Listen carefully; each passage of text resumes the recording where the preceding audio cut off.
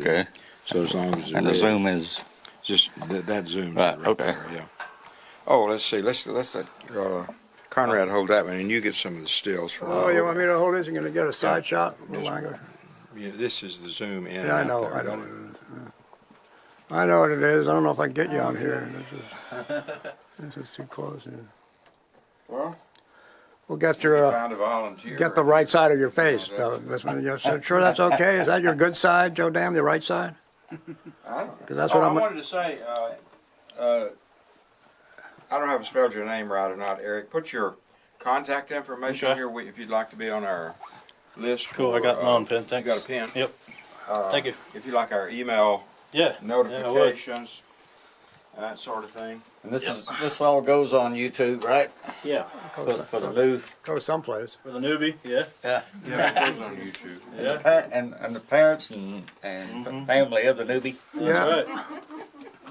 And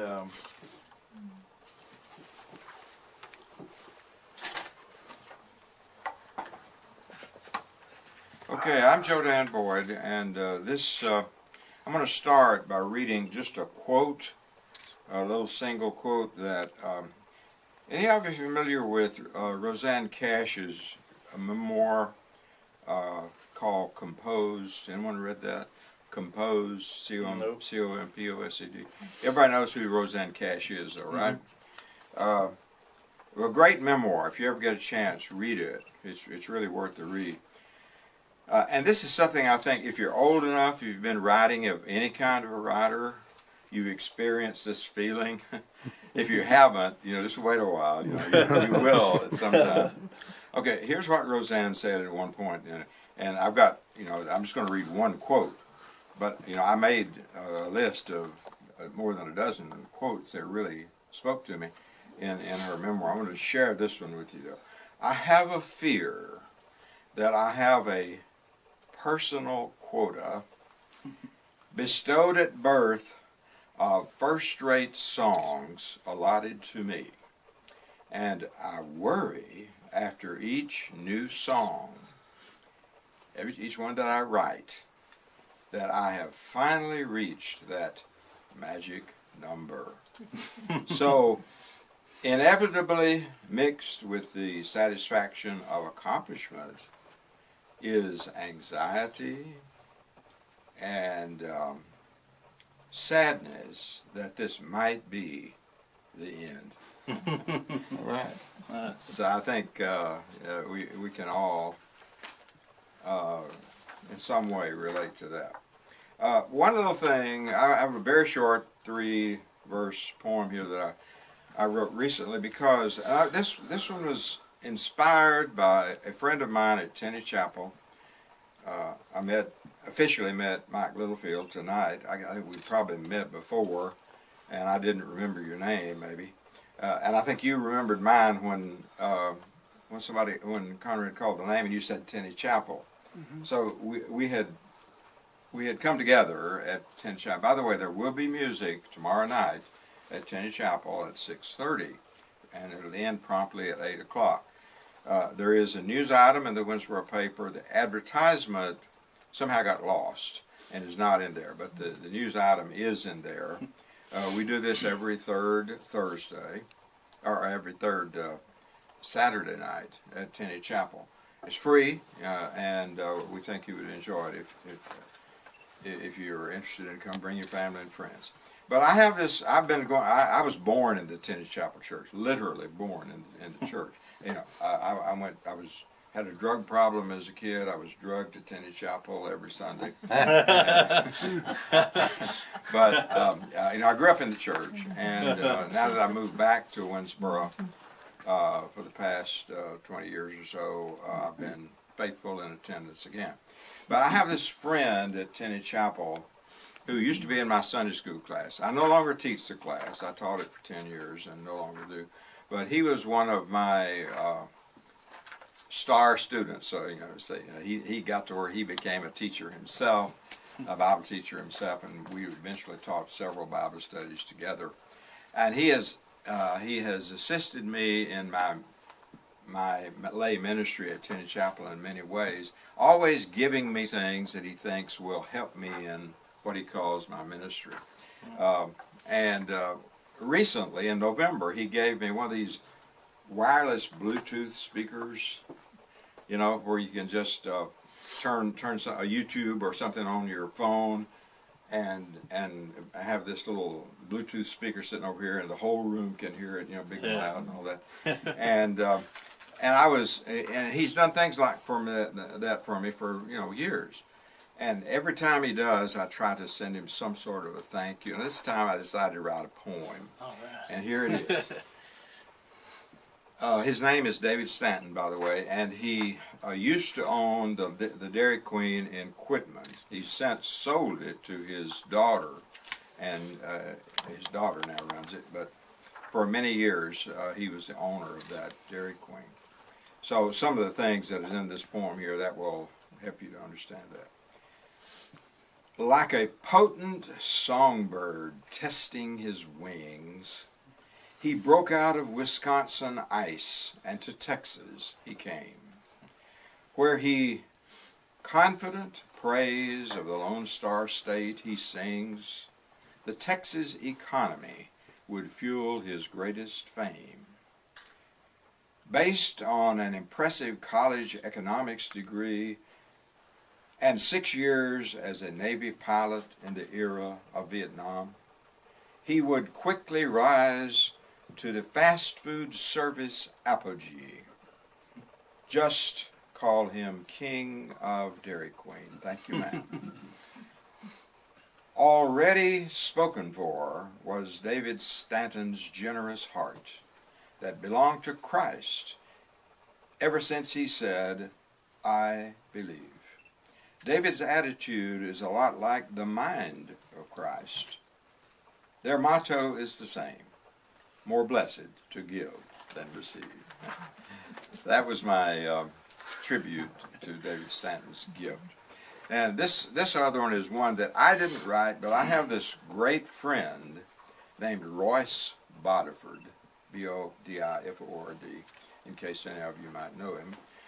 Lives in Odessa, and has lived there for quite a number of years. Big in civic affairs out there. Used to be, he spent a career as a broadcaster. And he and I were friends as teenagers, and he sends me things like this from time to time. He didn't write this either. I don't know where he got it, but it's called Life from the Seat of a Tractor. If any of you have ever driven a Poppin' Johnny or a Farmall or something like that, you know where he's coming from. Life from the seat of a tractor. And he doesn't actually give an author anywhere on this, so maybe he did write it and just didn't take credit for it. I don't know. I'll read it to you. Your fences need to be horse high, pig tight, and bull strong. Keep skunks and bankers at a distance. Life is simpler when you plow around the stump. A bumblebee is considerably faster than a John Deere tractor. Words soak into your ears when whispered, not yelled. Meanness don't just happen overnight. Forgive your enemies. It messes up their heads. Do not corner something that you know is meaner than you. It don't take a very big person to carry a grudge. You cannot unsay a cruel word. Every path has a few puddles. When you wallow with pigs, expect to get dirty and look like an idiot. The best sermons are lived, not preached. Most of the stuff people worry about ain't never gonna happen anyway. Don't judge folks by their relatives. Remember that silence is sometimes the best answer. Live a good and honorable life, and then when you get older and think back, you'll enjoy it a second time. Don't interfere with something that ain't bothering you none. Timing has a lot to do with the outcome of a rain dance. If you find yourself in a hole, the first thing to do is stop digging.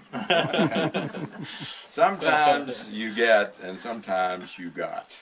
The biggest troublemaker you'll probably ever have to deal with watches you from the mirror every morning. Always drink upstream from the herd.